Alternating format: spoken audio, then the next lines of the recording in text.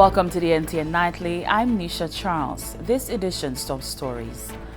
Secondary school students received the Learn Book as part of government's ICT in Education project. A long-standing sports facility received a facelift on the eve of the island's 41st anniversary of independence. Tangible support for the Saint Lucia Blind Welfare Association from the private sector. All that plus the NTN Nouvelle Arqueon.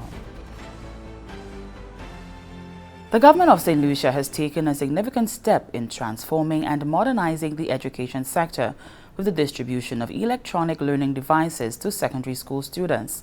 The Ministry of Education, Innovation, Gender Relations and Sustainable Development began distribution earlier this week as part of a 3-year ICT in Education project.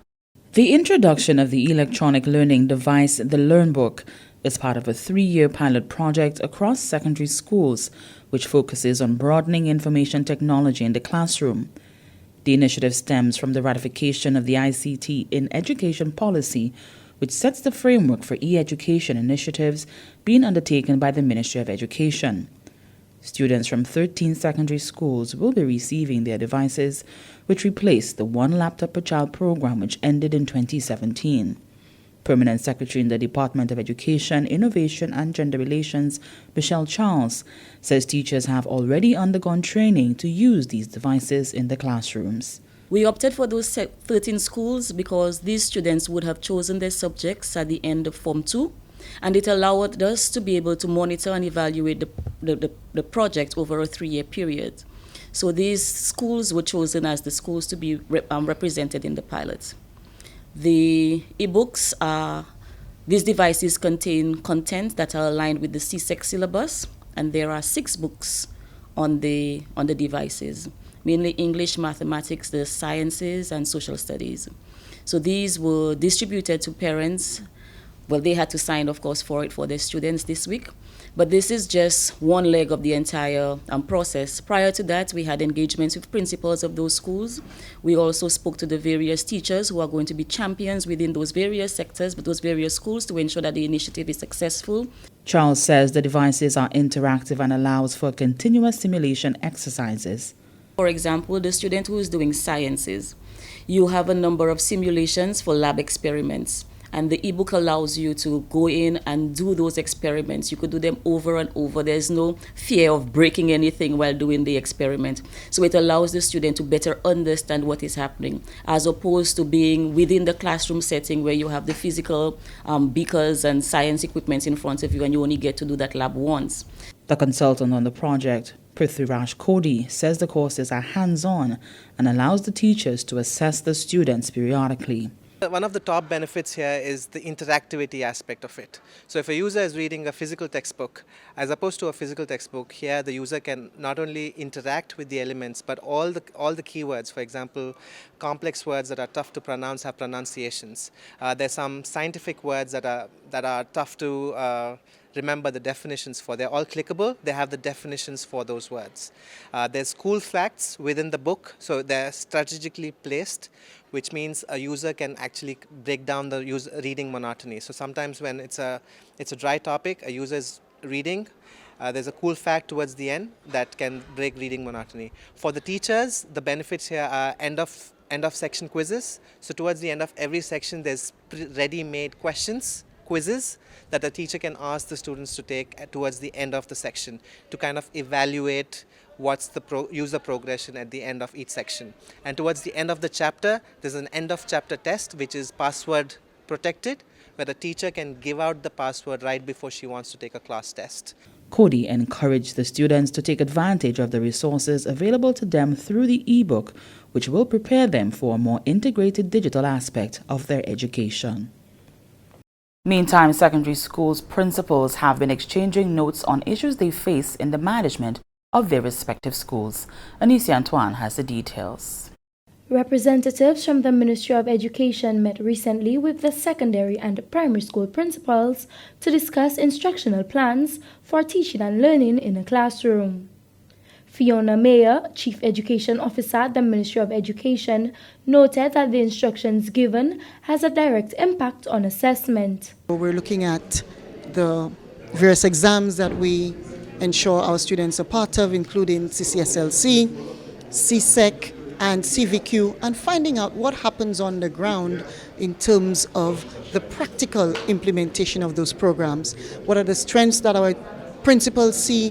What are the weaknesses that they see? And moving forward, how best can we support education for every child and to ensure that every child in our system succeeds in the manner that he or she can actively contribute to the nation building.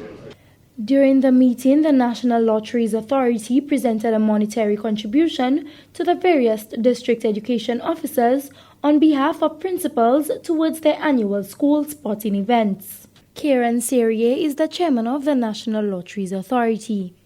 In building heavy individuals, healthy kids, it's not just the diet that's important, but we also have to appreciate the need for exercise and the need for participation in sport.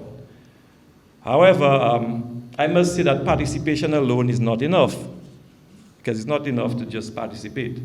And in having all those sports meets, there has to be some form of identification of those emerging athletes, the elite ones, right? Because the earlier that we identify them, the better it is to come in and provide proper coaching and, again, what's happening with the sports academy.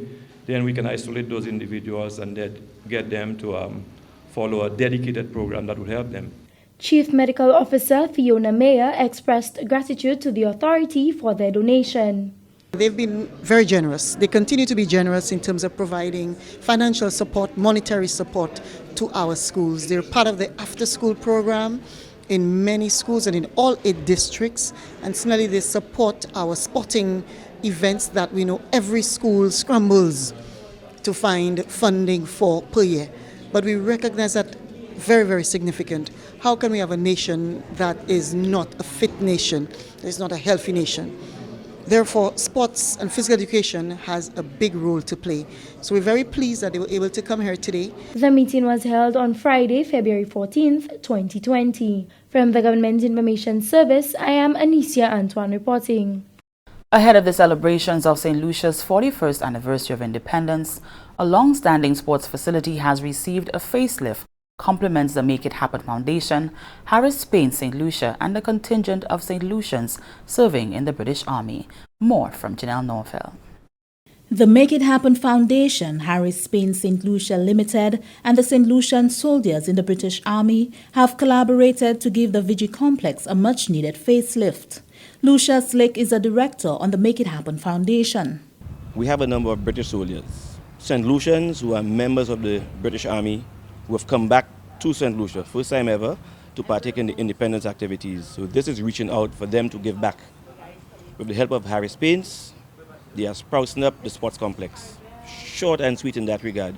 So they're actually giving back to something. They are here on their own, getting it done.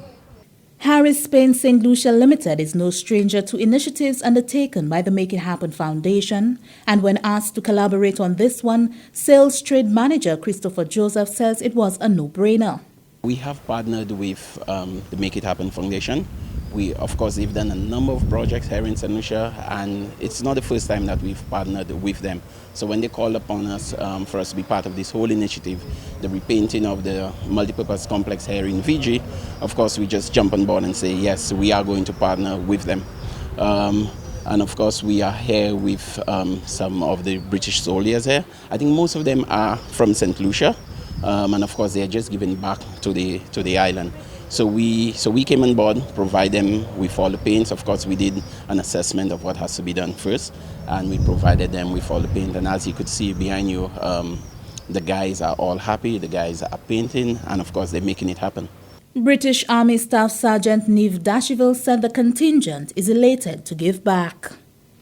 Part of the broad prospect of what we were doing, we were asked if we could, help out to provide some hands-on painting, and like some of the guys are still out doing other engagements, but as you can see, the guys are around there, getting their hands dirty. Hopefully they're doing more painting than getting dirty. The painting was done on the Vigie Complex on Friday the 21st of February 2020. For the Government Information Service, I am Janelle Norville. And this is the NTN Nightly. We'll be back in a moment.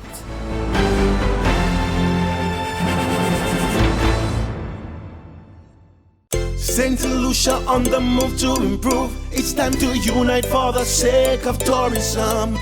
We need you restaurants, store operators, taxi drivers, craft and food vendors. It's up to you and me to keep Saint Lucia way above the rest. Sharing your information is so important to grow our economy. We're on the move to improve. Call the Ministry of Tourism at 468-4629 to be part of this movement. Welcome back. The Body Holiday Hotel will on February 29th host a fundraiser with a difference for the Saint Lucia Blind Welfare Association. It is promoting the concept called Dine in the Dark, where diners supporting the fundraiser will be blindfolded. The purpose of the exercise is to give sighted persons an appreciation of what it is like to dine without sight. The event was designed as a Valentine's Day activity, but was pushed back to February 29th at the Tao restaurant at the Body Holiday at Le Sport. It's a privilege, and the privilege, of course, the fact that we are partnering with the Saint Lucia Blind Welfare Association, but apart from that also the fact that we're doing some fun stuff. They're going to be blindfolded, okay, and using just their smell and of course taste and figuring out what it is, and it's much more enhanced, and it's something which has not been done here before. So it's going to be a fun evening, and that's exactly what we're looking for actually. I think the menu's going to be quite interesting because we've got a mix of different textures, different flavors, different smells, and you have to kind of imagine when you're actually blind and putting on the actual blindfold how amazing that's going to be. What am I eating?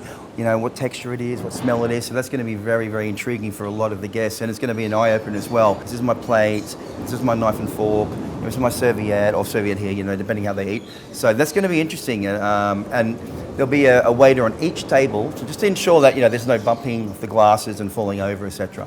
Well, vision is one of the key priority areas for Sunswept Resorts, and we have been working with the Saint Lucia Blind Welfare Association for some time, and at the moment they are in need of new equipment and more advanced equipment to continue delivering their services. So we've come on board to assist them with that. So we're looking forward to the support of the Saint Lucian public to join us in this effort to support the Blind Welfare Association. Interested persons can contact us at 457-7800 to make your bookings. It's by reservation only. We look forward to your support. It's quite a worthy cause, and we've decided to host this event both at Rendezvous and here at Body Holiday. One, to help sensitize people as to eye health issues and so on, as well as make it an opportunity for the fundraising as well. Dine in the Dark will take place on February 29th. And stay with the NTN Nightly. Up next is Primus Hutchinson with the NTN Nouvelle en Creole.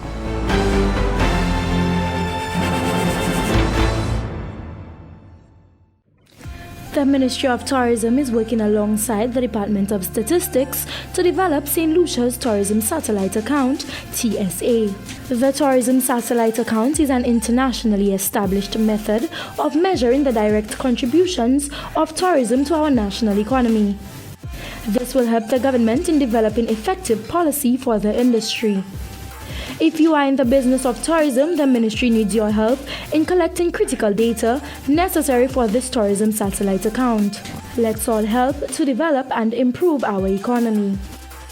All tourism-related establishments are asked to contact the ministry at 468-5393 before Friday, the 28th of February for further information specific to their business.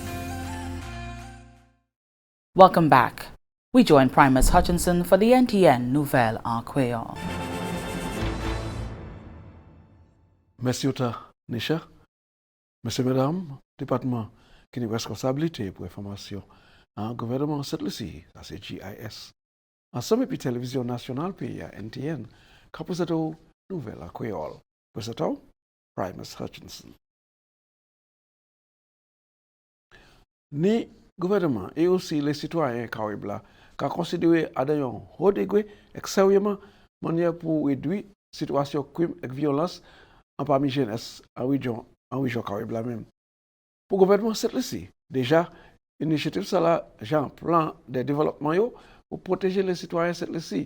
Plan c'est pour réduire le crime qui est très sérieux par 40% dans l'année 2022 et aussi bien pour réduire le crime qui les criminels ont répété par 30% pour même l'année ça là. Le programme ça là qu'a fait et puis assistance un projet de réformation de justice pour jeunesse qui dernière phase là à présent. La dernière atelier des entraînements a sous plan d'implémentation en effort pour voir que le projet ça l'a fait succès. Programme de réformation de justice pour jeunesse, organisation pour CTP Caribla, OECS là, projet de réformation de justice de jeunesse qui a poussé pour établir réhabilitation et aussi bien des jeunesses qui en combat et puis la société. Projet ça là qui a embrassé jeunesse qui à l'âge de 18 ans, à Tigre et Barbuda, Dominique, la Grenade, Saint-Kitts et Nevis, Saint-Vincent et la Grenadier, etc. même. Le projet a aussi servi plusieurs agences, les ministères, communes et secteurs privés pour aider à implémenter ces divers approchements en effort pour établir un système qui est bien organisé pour adresser la situation jeunesse qui est en combat et puis le système de justice en Caribla. La CANI, majestoire, membre du bureau du PPA, travailleur social, parmi plusieurs autres agences sociales qui ont participé à l'atelier pour beaucoup d'expériences durant l'étonnement. Juliette Raymond, un consultant au ministère de l'Égalité, dit que l'année en jeunesse qui a un wis qui a trouvé assistance au programme pour aider au vieux chemin, c'est vieux chemin crime et l'autre vieux conduite. Fondation d'éducation, association hôtel et café touristique à Caribla, j'ai fait plan pour agrandir le programme étonnement et support financier des études à Caribla pour l'année ici. L'association a annoncé que les officiers qui ont préparé pour faire un programme professionnel et étonnement pour les gens qui ont voulu travailler professionnellement en secteur touristique. Chef association, c'est Caroline Trobetskoy, déclaré que la fondation a fait à compte et puis 754 professionnels en industrie touristique là, à Barbade, la Grenade, Saint-Kitts-Nevis, Saint-Martin, Tobago, etc. Selon Trobetskoy, réponse de ces professionnels-là, c'est dans un haut degré de gouvernement et dit qu'il est très apprécié pour eux qui ont supporté pour ces degrés d'éducation en secteur touristique à Caribla en passé. Trobetskoy a déclaré qu'en l'année 2008, 20 étudiants ont reçu un support financier pour suivre études et qui ont été sortis à pays comme Anguilla, Aruba, Bahamas, Barbade, l'île des Vierges des Anglais, ça veut dire British Virgin Islands, la Grenade, Jamaïque, Trinidad et Tobago, l'île des Vierges des pays de l'Amérique, ça veut dire US Virgin Islands, et c'est même. Ces étudiants te suivent études parmi ces plus avancées institutions à la Terre. C'est l'Université Cornell, College Monroe, UE, Université en Amérique et l'Angleterre, parmi plusieurs autres grandes universités à la Terre.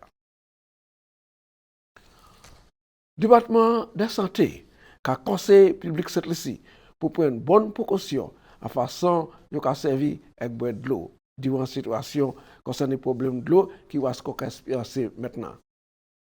Les cafés publics là savent que l'eau qui est contaminée en résultat de malpropreté et de l'eau qui est mal composée, ça expose le peuple là pour l'eau maladie.